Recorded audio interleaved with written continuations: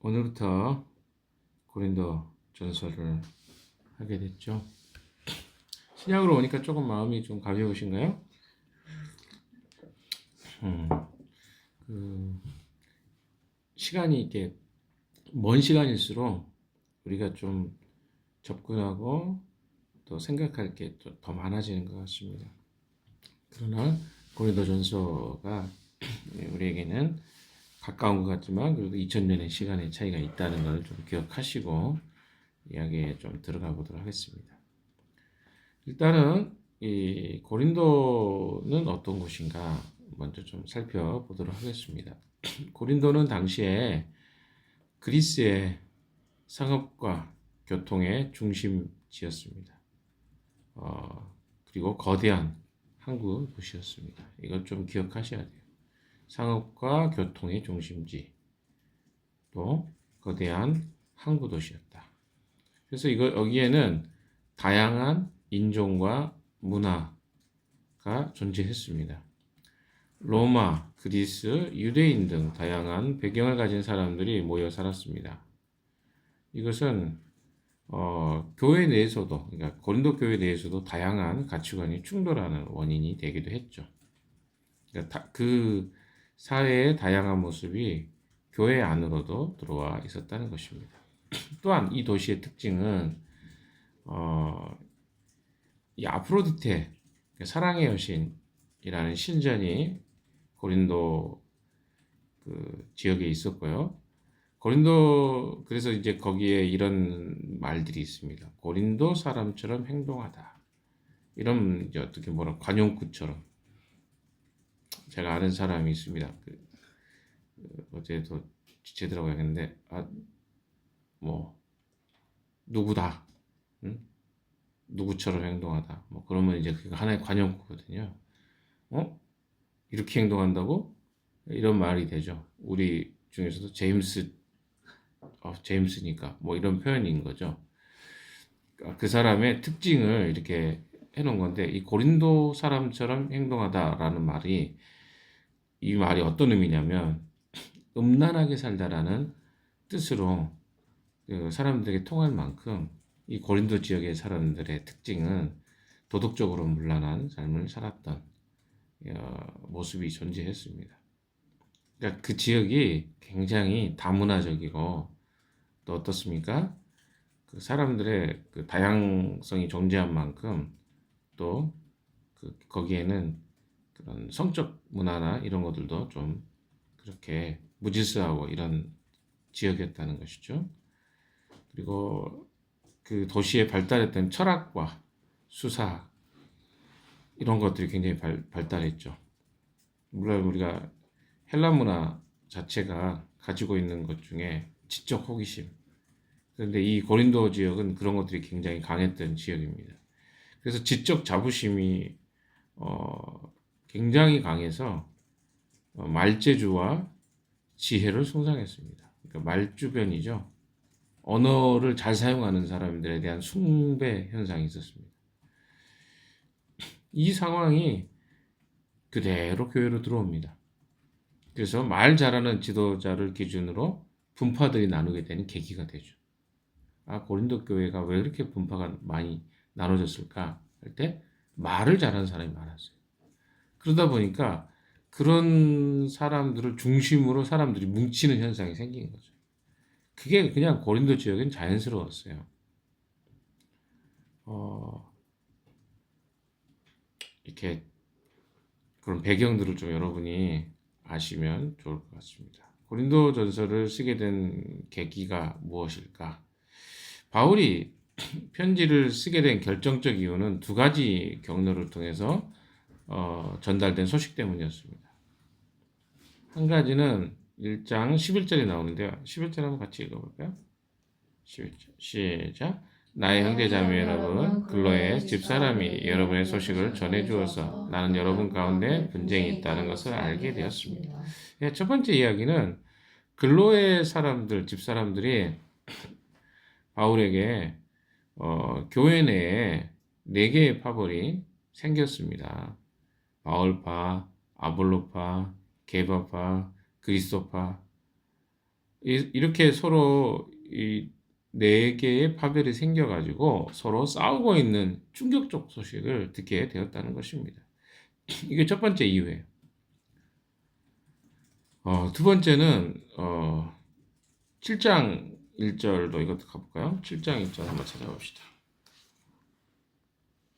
7장 1절입니다.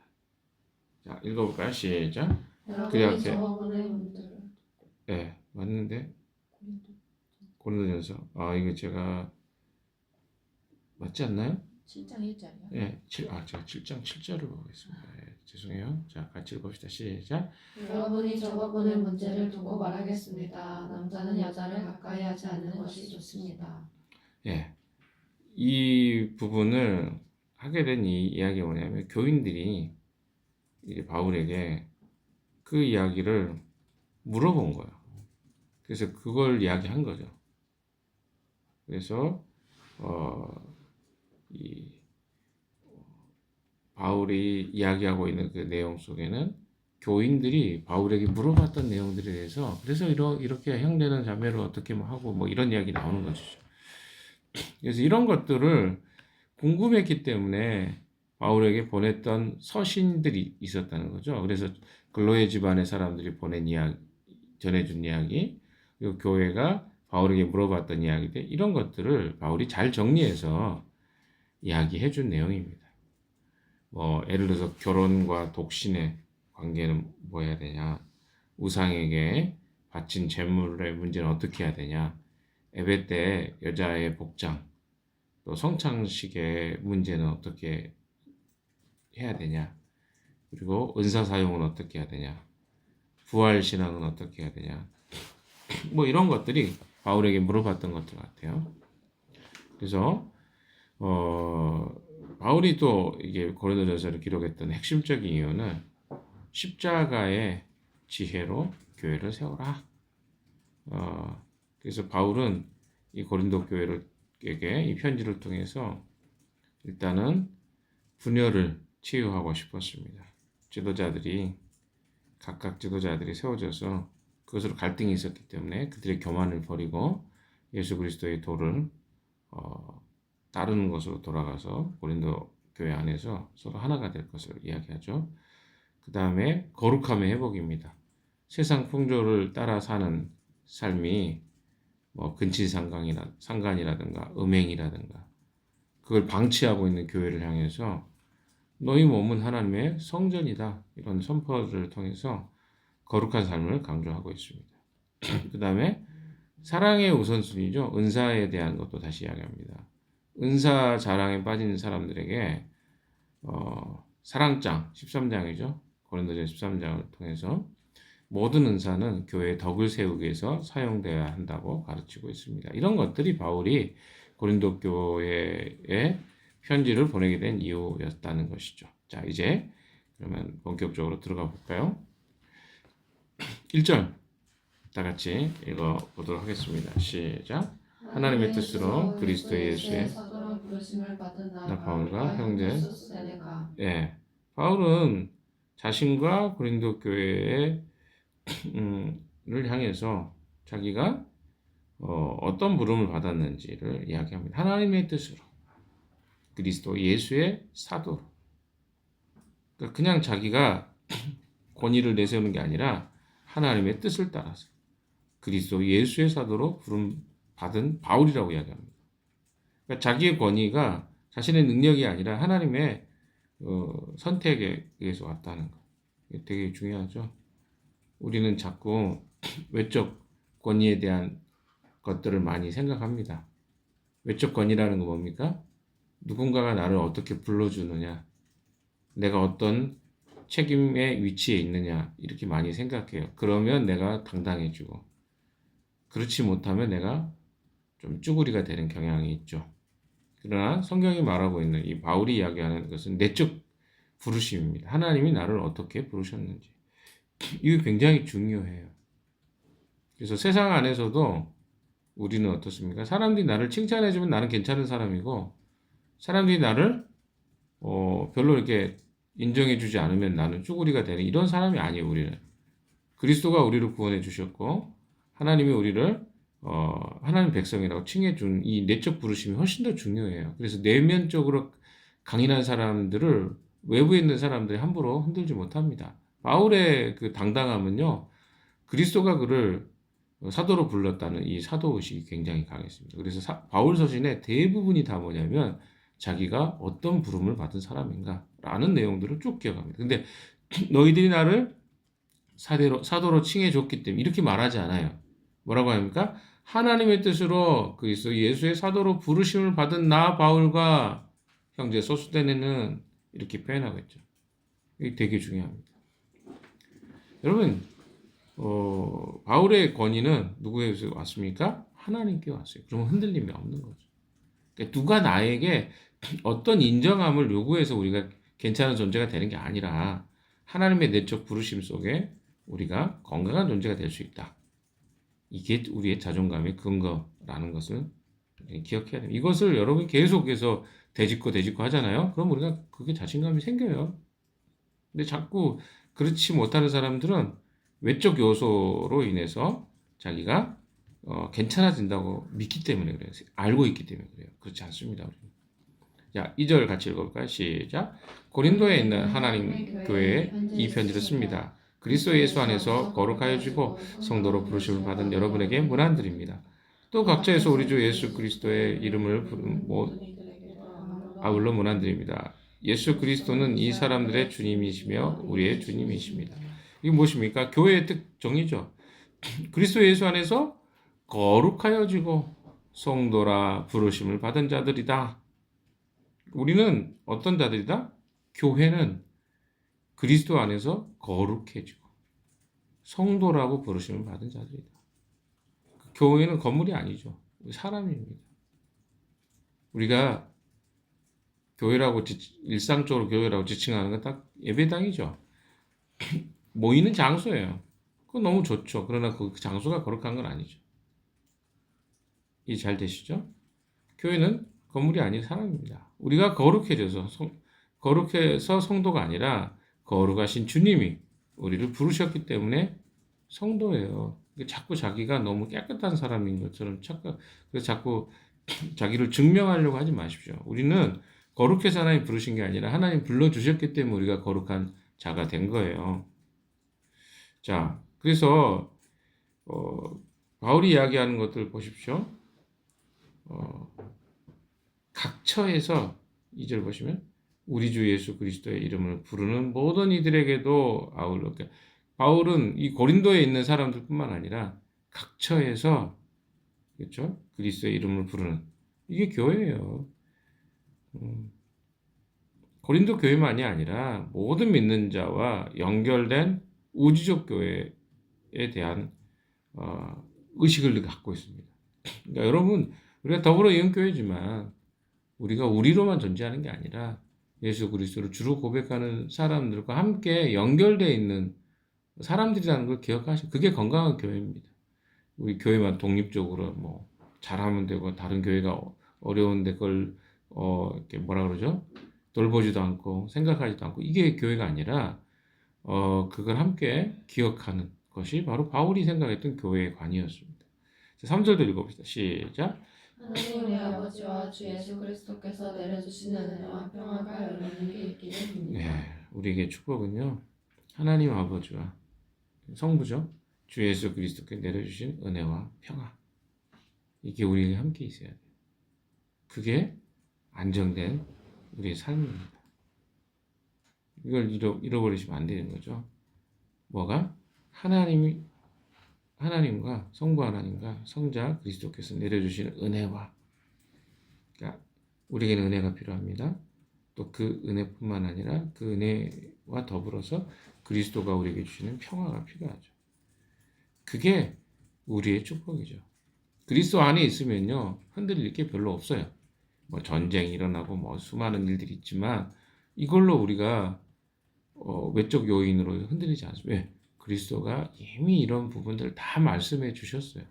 알려주셨고 가르쳐 주셨고 그래서 그걸로 흔들릴 일이 없다.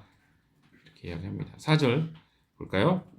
시작. 나는 여러분이 그리스도 예수 안에서 받은 하나님의 은혜를 생각하고 여러분의 일로 언제나 하나님께 감사를 드립니다. 이게 제 버전이 잘못됐나? 저 여러분하고 성경이 다르네 조금. 제가 잘못 읽었나요? 다시 한 번만 읽어주세요. 4절 한번 읽어주세요. 시작. 나는 여러분이 그리스도 예수 안에서 받은 하나님의 은혜를 생각하고 여러분의 일로 언제나 하나님께 감사를 드립니다. 제가 잘못 읽었네요. 네, 맞습니다, 여러분. 바울의 교회의 문제점을 지적하기 전에 바울은 무슨 이야기를 하냐면, 바울이 참 나는 대단하다 생각이 드는 게 뭐냐면, 사실 하고 싶은 이야기가 진짜 많아요. 11절 한번 보세요. 11절 10절. 이 말이 먼저 하고 싶었을 것 같아요. 10절 한번 읽어봅시다. 시작. 그런데 형제자매 여러분, 나는 그리스도의 이름으로 여러분에게 권면합니다. 여러분 모든 같은 말을 하며 여러분 가운데 분열이 없도록 하며 같은 마음과 같은 생각으로 뭉치십시오. 여기서 그런 데가 나오잖아요. 아 진짜 니들 싸우지 말고 좀 잘 지내. 이 말이 진짜 제일 먼저 하고 싶었을 건데 바울이 하는 이야기를 들어보세요. 뭐부터 이야기합니까? 칭찬 엄청 하죠.